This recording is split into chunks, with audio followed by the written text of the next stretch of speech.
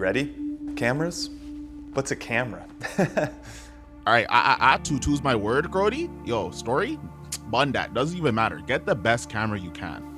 Please, red cameras are for amateurs. David Fincher? Who? What about David Fincher? Never heard of her. You gonna fix this? You gonna fix that? Yo, one of my brethrens out in Scarborough, yo, he copped this one thing that was called an Arri, and I thought he meant like an Ariana Grande or something, but he actually caught something called an Arri. Now my bro is up. They call him Christopher Nolas. Look, anybody that tells you one camera is better than another camera is full of shit. But also, some cameras are definitely better than other cameras. I remember being at a Dodgers game with my mom, and she pointed to the photographer down on the field, and she was like, ooh, that's a nice camera. It was a Canon. Haven't spoken to my mom since. You want some haze? You want some haze? It's been 15 years. Every time this guy shoots, they say, whoa, this guy looks like a movie, yo, this guy's serious, yo, the camera is neat. But no one actually talks about the story still. It's like human rights, world hunger, climate change, cameras. And when you want to talk about whether or not you want to go to raw or not raw, man, my baby mom said I couldn't be doing that no more. You think Marvel gives a shit about lighting or story? It's a camera. That's all they care about. But you know, sometimes a man like me from Ching and Steels, jeez. If I had a nickel for every time somebody made S-Log3 cinematic, I'd have no nickels. You got Arri Alexa, you got 35mm film. There's other cameras? The Sony what? Like a PlayStation? Babe, nothing.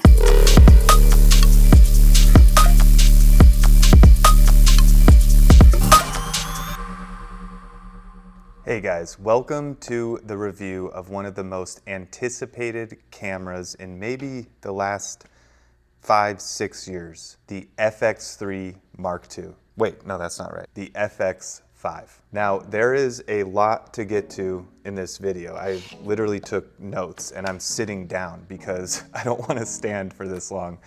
There's a lot to talk about. This is an incredible camera, but I think it speaks even more to a larger conversation about where the industry is moving, where cinema cameras are moving, and we're gonna get through all of that. But first, I wanted to thank the homies for helping me with that intro. Obviously, it's meant to be satirical, you guys. Cameras are not that important, okay? There are so many things that come further down in the pipeline that are going to help your image a lot more. Lenses, lighting, production design, art department, locations, sound, actors, the crew you work with, all of that is so much more important than the camera. So I understand this is a polarizing release from Sony. It's a highly anticipated camera.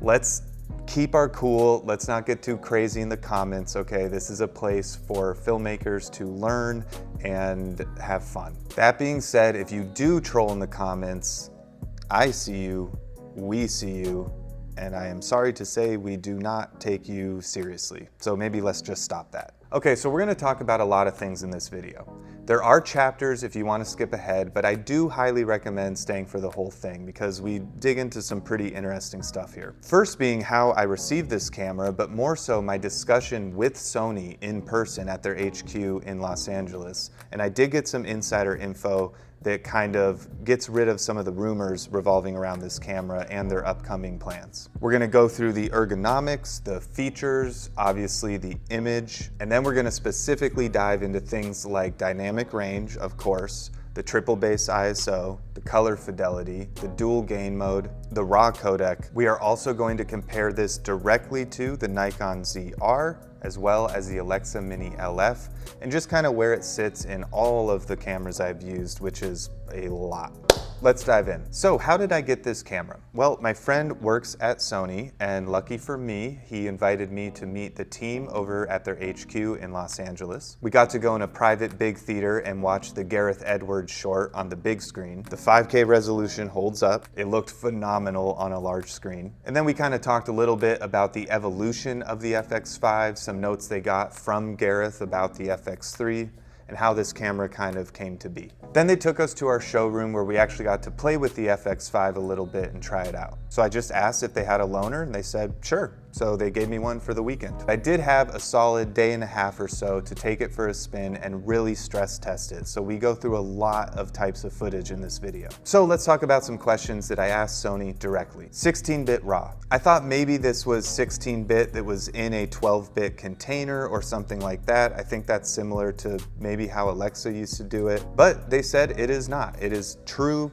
full 16-bit RAW. That's pretty awesome. Then of course, the sensor. Now Sony knows their sensors. It is no secret that they make sensors for a lot of different cameras, definitely outside of their brand. I was actually surprised to hear some of the sensors they talked about that they made for other cameras, which unfortunately I can't say on this video, or at least shouldn't say. I'll just say they make a lot of sensors for a lot of companies. And there was a lot of speculation that the FX5 was a sensor from one of their newer alpha cameras that was sort of reconfigured for this camera. That is not true. They told me right to my face, this is a brand new sensor that is for the FX5, optimized for this camera specifically. So we can put that one to bed. As far as their future lineup and where this fits in their lineup, they did not have plans, at least that they could tell me, for any FX6 Mark III or FX8 or whatever we're speculating that camera might be. As of now, there's no plans for that type of camera. If you want that type of camera, it already exists. It's called the Burano. So although that is a pretty big price difference, it pretty much goes FX2,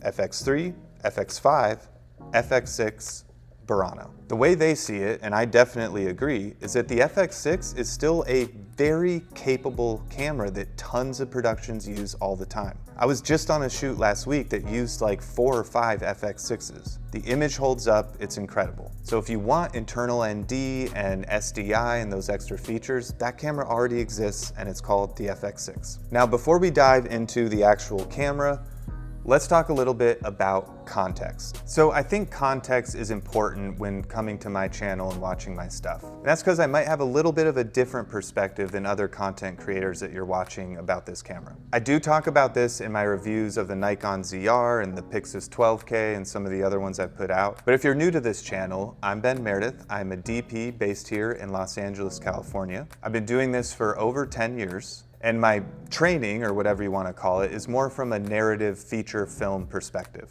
So when I'm looking at new cameras like this, I'm not necessarily thinking, can this do content creation and YouTube videos, but I'm more so thinking, can this shoot a movie? But can it do all of the other stuff too, because we kind of have to be good at everything now. Although my primary focus is narrative filmmaking, obviously the industry, especially in LA, has shifted quite a bit. So me and my production company do still do a lot of other kinds of work. Music videos, corporate content, social media content, branded content, commercial content, the list goes on. So I still do want a camera that is highly capable in all of those things. But the sort of cinematic look is most important to me, because no matter what I am shooting for any client, the reason they hire me is because I always try to bring to the table my experience with narrative filmmaking. So even if it's branded content that's going straight to Instagram or TikTok, I still try to bring that cinematic feel to it. And for a little bit of my experience, I have shot 3 feature films, 2 of which had a theatrical release and are now on streaming.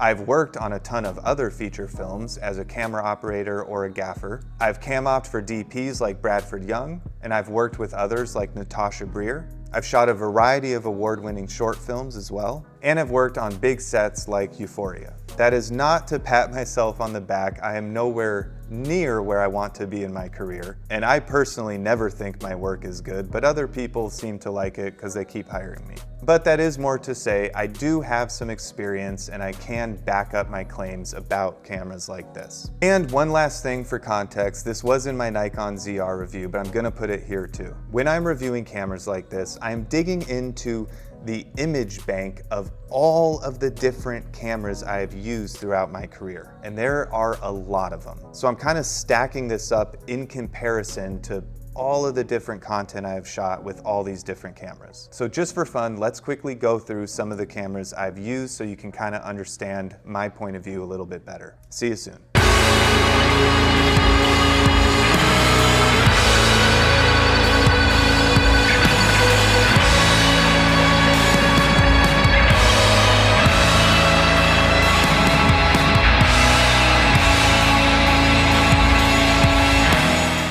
So let's finally get into the camera. First, we're gonna talk about what it doesn't do. It does not do 6K. It tops out at 5K. If more resolution is important to you, this camera's not for you, so you can stop watching the video. But for those who stick around, I think 5K is more than enough.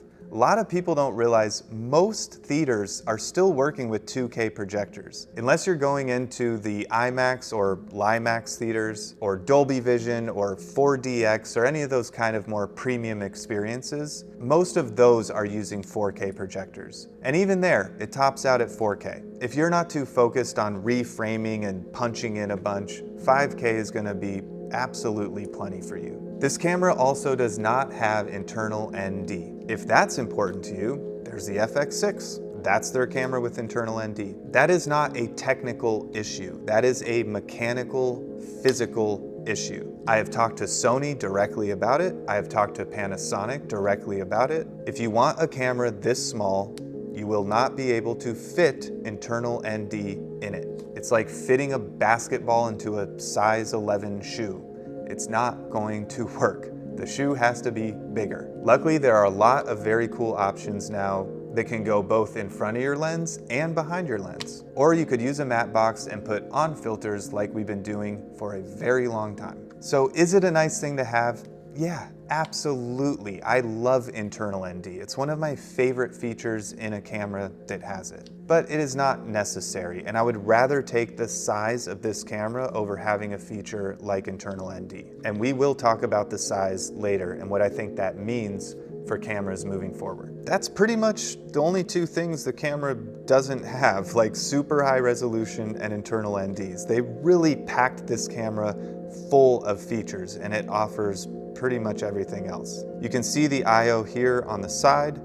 I do really love the way they have these little flip out tabs as well. Keeps everything nice and organized. We have 2 card slots for their CF Express A, or it could take regular SD cards, which a lot of us already own. And then it has a variety of user buttons that are customizable, this scroll wheel, which is really nice. And something people are not talking about enough, I think, the size of the screen. It is almost as big as the Nikon ZR screen. It's just in a 16:9 aspect ratio. The ZR screen has a 3:2 aspect ratio, but it puts its information kind of below and above that. So when you actually turn these screens on, the image real estate is very similar.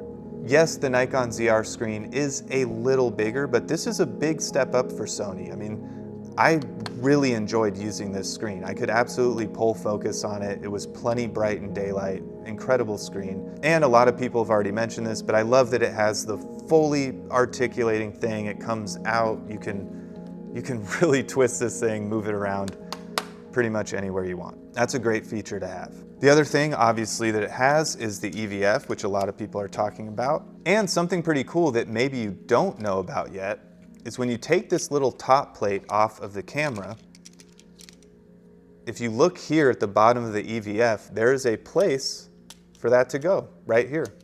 And it clicks in and it locks. So you're never gonna lose that top plate.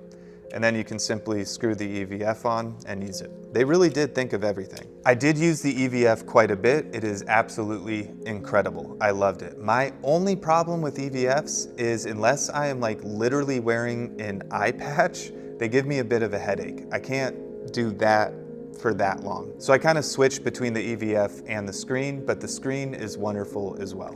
And if you're fully rigging this thing out, you'd probably have a 7-inch monitor on it anyway. Speaking of rigging out, I do love all of the mounting points, as well as 2 USB-Cs. So you can absolutely throw this on some rails, get a brick battery like a V-mount, and really kind of build this out into a more full cinema camera setup if you want to. And if you don't, it remains very tiny and very easy to shoot with. It is also surprisingly light.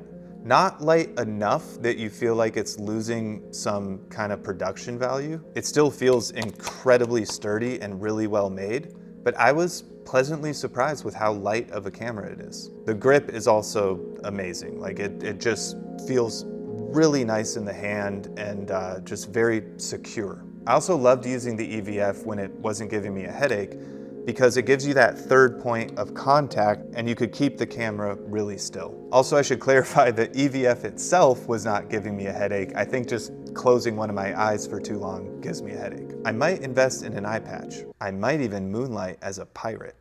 Anyway, I think that's enough about the ergonomics. Now we can get into the good stuff. Okay, we're gonna start with some features that I don't personally care about as much, but I do think they're nice to know about. First, let's talk about the audio a little bit. I actually only put the audio handle on this camera once just to kind of test it out, but it is a really nice to have feature. It has a really solid grip to it, and I love that it has 2 XLRs as well as a mic jack, so you can really plug a lot of audio into this thing. I'm gonna show you some tests real quick right here, but you should note I am not an audio guy, and the menu system for the audio specifically confused me a little bit. So there might be some user error here, but here's some tests. Check 1, 2, check, check. This is an audio test using the external microphone with the top handle. This is a Rode NTG4, check, check. That's the audio. Their audio menus are like a little confusing, and I'm not an audio guy, so hopefully this is working. Okay, and I believe this is my lav connected without the top handle straight into camera. Speaking of the menu, let's talk about the menu a little bit. This menu should not scare you off. Yes, it is different than the FX3 and their Alpha series cameras. That is true. I personally find those menus to be a massive headache. This menu they adopted from the Venice and the Burano. And when they made the Venice, they adopted those menus largely from the Arri Alexa, which has an incredibly simple menu. So I promise you, don't let the menu scare you off. It is so intuitive and very easy to use. Now they are still working out some kinks with the menu, so this isn't necessarily menu related, but if you change things like your frame rate to 120, but you're in XOCN RAW, it'll automatically change your codec to XAVC, and it won't really tell you that it did that. So you should kind of watch out for little quirks like that until they iron them out. And I'm not gonna get into all of those quirks because other videos have done that. And if you just want the more kind of like technical stuff on this camera in general, I would recommend channels like Gerald Undone and CVP because they have already made videos about this camera in that type of way. But for the menu system as a whole, it's very easy to use. It is a cinema camera menu. It's got the big 6, it's got a quicker home menu if you want to make some quick changes, and then when you long press the menu, it goes into all of the features that you can really dig through. Yes, the camera does reboot. I'll show you the boot up time right now. It's not that crazy.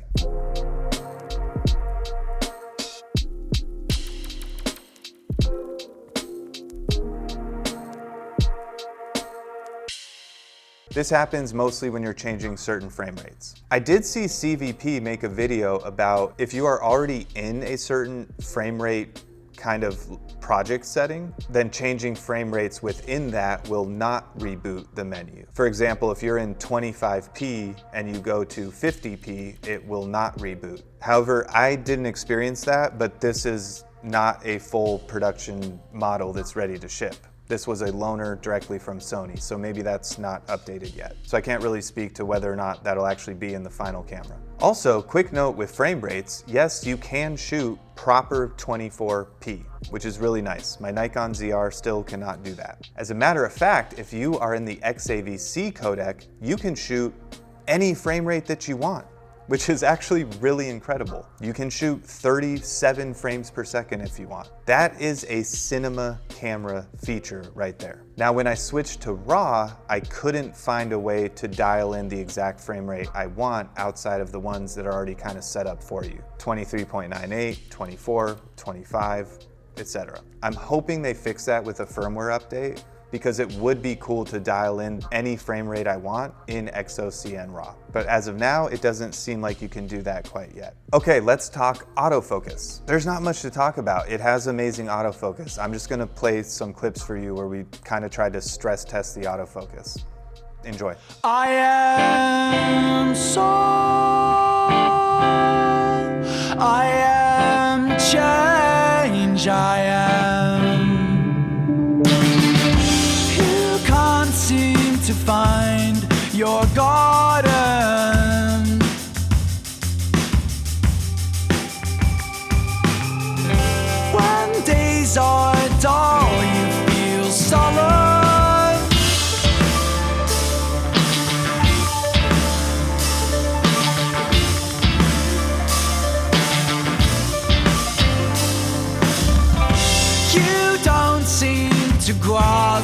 this buzzing in your ears.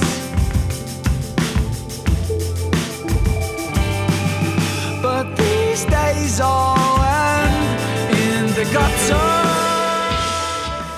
So as you could see there, we did different base IOs, we did bright sunlight, we did nighttime scenes, and it held the autofocus very well. We even did one where my friend and I were testing the clear image zoom on this camera, and we were zooming as I was running towards the camera, and it still tracked me the entire time. And the last feature I'll talk about, which I don't personally care about too much, but some people do, is the clear image zoom. If you're shooting documentary or reality TV or live events and things like that, it's a really nice feature to have. It essentially extends your zoom range on whatever zoom lens you're using, and it does it exponentially with the zoom.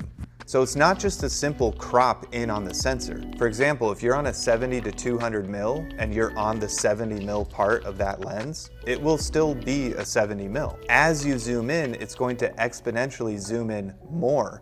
So instead of ending at 200, I don't know the math, but you end at something more like maybe 250 or 300 mil. As far as how that affects the resolution or like the overall quality of the video, I'm not seeing any drastic differences, so I think it's plenty usable. Okay, let's get into the actual footage. Me and my friend Vanessa went out to the hills kind of up in Glendale, and we just did some nice sunset shots. And then we stress test the sensor here in my apartment and outside at night. So we are gonna go through dynamic range, color, different ISOs, highlight detail, shadow detail, etc. But before we do all that, I'm just gonna play the footage for you guys. I'm probably not even going to really label what is what. We used a variety of XO-CN LT, XO-CN C1, XAVC for the slow motion stuff, and then we used my Blazar Mantis anamorphic lenses, my custom set of Canon FD vintage lenses, and a little bit at the end of the G Master 24-70 2.8. And after we're done with the footage, we'll look at some specific clips and kind of break down different things about this camera. But for now, grab a coffee, I'll put some pretty music on, and enjoy the footage. All I wanted came up a little short. All I needed, I could not afford. All I wanted came up a little short. All I needed, I could not afford.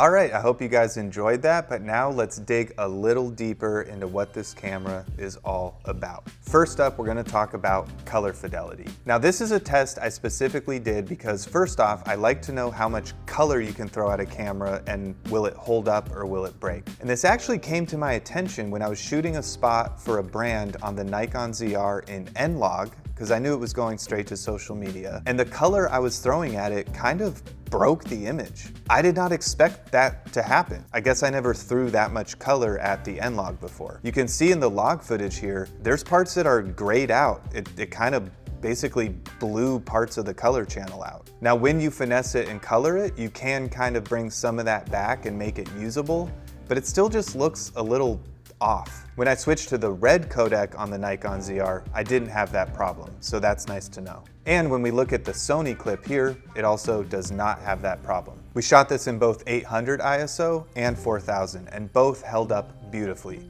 All of the information is there, and you can seriously push and pull the colors on this camera. That 16-bit RAW goes a long way. I think Cam Mackey made the reference that it's like coloring a RAW photo, and I would have to agree. It is insanely flexible. So yes, this thing can handle color very, very well. Now, very quickly, we're gonna talk about resolution. As I mentioned earlier, 5K is more than enough. This had a tack sharp image, but remaining cinematic. I think the OLPF obviously contributes to that, but I really find that 5K is that sweet spot. It is a highly resolute image, but it still has that nice kind of cinematic softness to it. And because it's a 5K full frame sensor, that allows for a larger pixel size. That's very similar to how Alexa makes their sensors. So it can collect more light and receive more information, which goes into things like color fidelity, dynamic range, but also different ISOs. So let's get into that real quick. This has a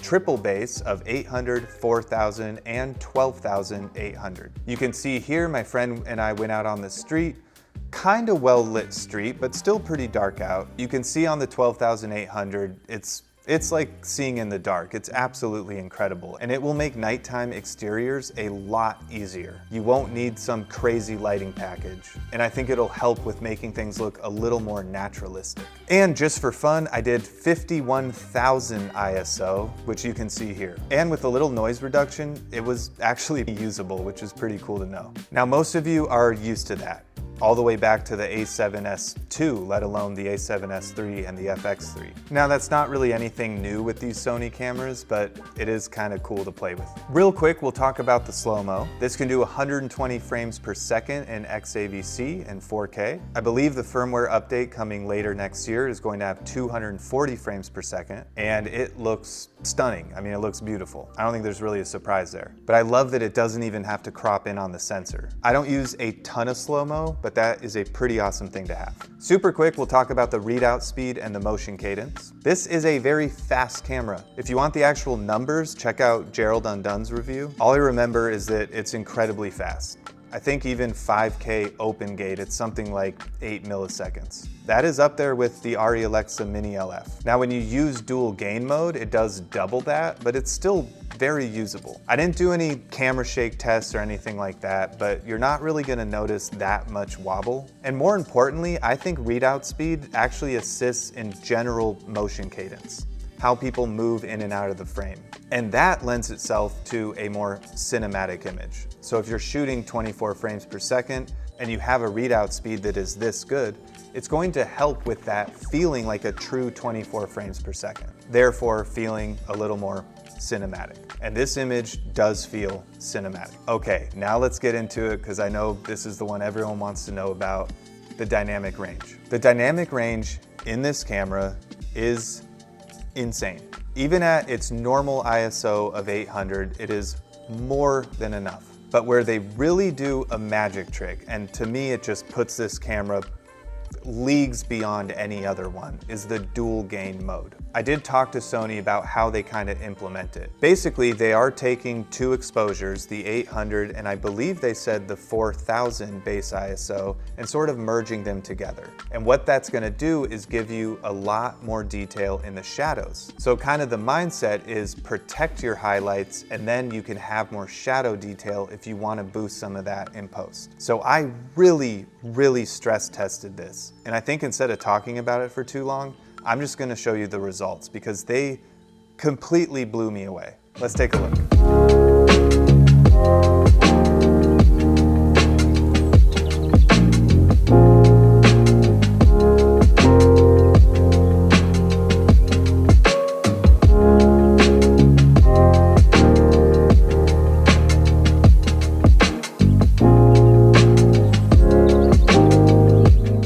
as you could see there, it is absolutely incredible how much cleaner that mode makes these shadows. In my opinion, that puts this camera pretty much up there with the Alexa, at least the original Aleve 3 sensor. So although this camera can't touch, and really no camera can touch the Alexa 35, because that just has a crazy dynamic range, it really only falls a couple stops short, and I think is absolutely in that original Arri Alexa territory. That is pretty insane to say for a camera this small, but clearly the processing power and the sensor technology has finally caught up. We basically have an Alexa in the palm of our hands. If you want to see some actual side-by-side comparison, here's a shot of the sunset I took on the Sony FX5 and a shot of the sunset I took on a different day with the Alexa Mini LF. Granted, I was using different lenses, they were different days, so this is absolutely not a scientific test. But when you look at things like shadow detail and highlight roll-off, these cameras come extremely close.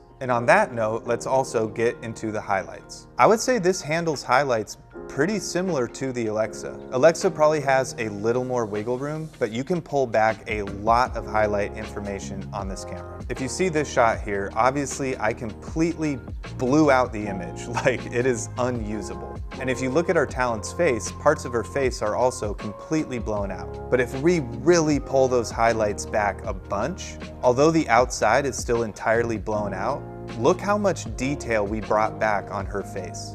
Now shooting with the same exact settings on the Nikon ZR in Red RAW, you can see the difference here with how much information we could pull back on her face. We just can't get it back. It completely got lost. So although I still think the Nikon ZR is an incredible camera, yes, this does beat it in the dynamic range category. Now don't get me wrong, that is not to say the dynamic range on the ZR is terrible. I still think people are way too hard on that camera. It has a really nice dynamic range. But for more than twice the price, yes, this is better, and yes, it should be. Now going back to the dual gain mode, I want to compare this camera directly to the Nikon ZR. So again, same settings on both cameras. Let's just go through some footage and you can really see the differences for yourself.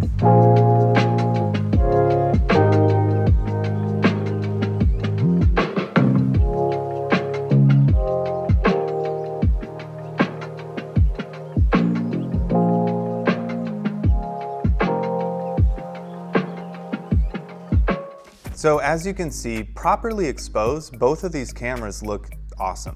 The color science is definitely different, but I personally like both of them for different reasons. But especially in the dual gain mode, the FX5 just kills the ZR in dynamic range. The shadows are so clean and there's so much room to bring those back, so you can really expose for your highlights and make a very flexible image. Where I do think the ZR does fall short in dynamic range is the shadows. I think it actually handles highlights fairly well and has a really pleasing roll-off, but the shadows can get muddy and pretty hard to recover pretty quick. It's not a camera I would underexpose. The FX5, however, especially in dual gain mode, I'd be very comfortable with underexposing a little bit, knowing that there is still a tremendous amount of detail there. Again, I was just completely blown away with how clean those shadows were in dual gain mode. And I shoot a little more steady anyway. I'm not a huge handheld guy, and even if I am, I'm not jerking the camera around that much, so I don't mind the longer readout speed. It's still plenty fast. I will probably have dual gain mode on almost 100% of the time on this camera.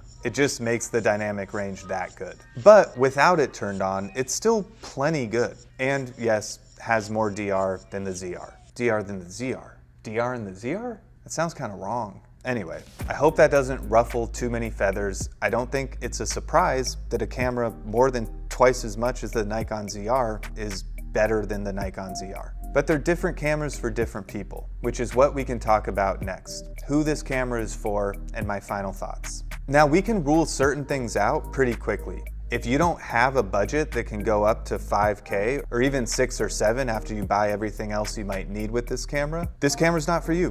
It's that easy. If you compare it to competition like the Canon C50, yes, that is a price thing, but to me it's also an image quality thing. I'm not big on the Canon image. That's just me and my personal taste. I am not trying to offend anybody, but I find, at least on the Canon C50, the highlight roll-off is pretty ugly. I think it's kind of clippy and lends itself to a digital looking image. And I think the motion cadence also kind of lends itself to a digital looking image.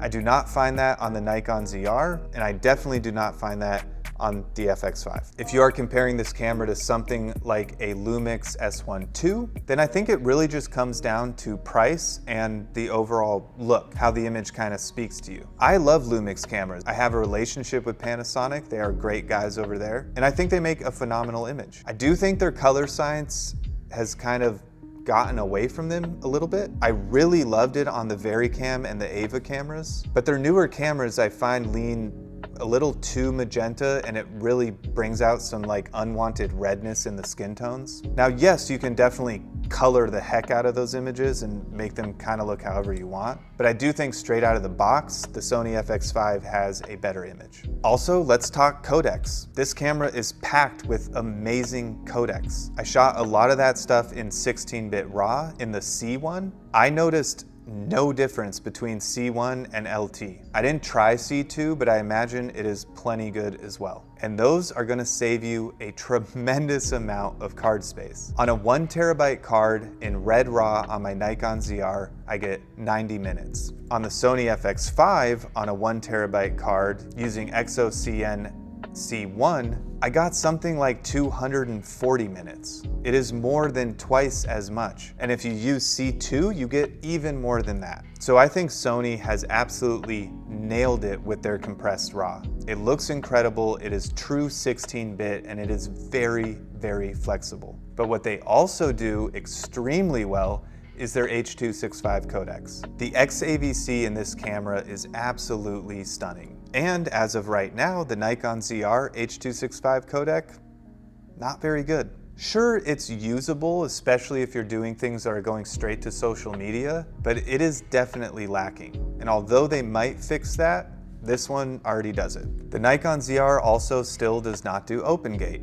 This one does. The only thing the Nikon ZR does that this cannot do yet, which I completely forgot to mention earlier, is this does not take photos. Now, I think the benefit of it not taking photos is they were able to bake in a true cinema camera menu. So this not only has the image quality of a cinema camera, but it behaves and acts like a cinema camera. Whereas with the Nikon ZR, although it does have that photo video toggle, it still kind of feels like a photography camera, even when you're digging into the settings when it's on the video mode. This is just an opinion thing, but I do not like menu systems like that. I just don't. I feel a lot more comfortable with cinema camera menus. And Sony did tell me that in upcoming firmware, this will have a frame grab function. So it still might not behave like an actual photography camera, but it will have the ability to grab a frame and you can kind of use it for photography in that way. That's going to be really good for things like location scouting, but also good if a client might need photos that you know are going straight to things like social media. So you don't need some crazy megapixel count. And the 16-ish megapixels on this will be plenty for you. So I know I talk about the Nikon ZR a lot on this channel, and nothing this camera does takes away from anything I've said about the Nikon ZR. I still think, bang for buck, the Nikon ZR is one of the best cameras ever made. I truly mean that. At its price point, I think the Nikon ZR is the best offering that we have ever had. Again, at its price point. Although this camera is better in a lot of areas, the red RAW in the Nikon ZR is still just mind-blowingly beautiful. That red color science is gorgeous. And I do think it has more than enough dynamic range for us to work with. But the file sizes are very large. And so far, they're not fixing that. And again, it still does kind of feel like a photography camera. This feels like a full-on, fully packaged workhorse cinema camera. And it is. That's how they're marketing it. And it does do things better. It has open gate, it has all the anamorphic options, it has a variety of highly efficient RAW codecs, and it has better dynamic range than most, if not all, of its competition. This camera is essentially a tiny Sony Venice. Not a Venice 2, not an 8.6K, and not that fast of a readout speed, because the Venice 2 has a crazy readout speed. It's like 4 milliseconds. But I would say the original Venice the original Arri Alexa and the Alexa Mini LF, that is the type of image quality you are getting out of this camera. Like I said, I have the experience, I have used all those cameras, and I am confidently saying that this camera is that good. Which brings me to my final thoughts on the larger conversation about where the industry is heading. I honestly think the days of $90,000 cameras are done. I do not think we will see another one. I also think it will be much more normalized to see smaller cameras like this on highly professional sets. And honestly, I think that's good for all of us. We've all known for quite some time that you can get a really high quality image with a tiny camera. But we also know that sometimes, depending on the client, they might not think or feel that their set is as professional if you bring a smaller camera. I think the more of us that use cameras like the FX5 or the Nikon ZR, the better for helping to kind of dispel that stigma with smaller cameras, as well as helping to move the industry more in the direction of budget-friendly cinema cameras. If anything, the FX5 has proven to me that the processing power is there, the technology is there, and these things are movie-making machines. Now, on much larger sets, of course, there are benefits to having a more built-out cinema camera. One with SDI, a dummy side, an operator side, etc. But honestly, I think we can kind of be done with the days of saying mirrorless when we refer to cameras like this or that are this size. Because guess what? Cinema cameras are mirrorless cameras too. They don't have mirrors. Most of them are CMOS sensors, just like this one. I think it's time we start normalizing calling these cameras cinema cameras. Now, if it actually is a hybrid camera, then that's fine. You can call it a hybrid camera. But this is a cinema camera. Does it look like some of the ones we may be used to? No.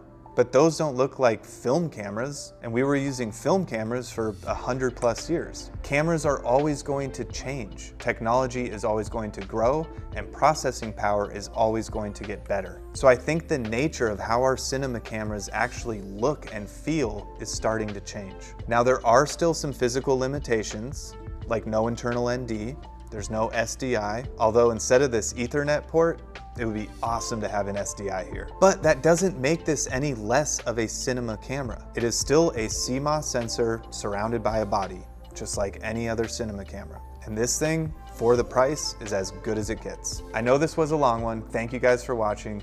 And I can't feel my butt. I wonder if I can even stand up. Oh shoot. Oh, this is gonna be hard. Ah.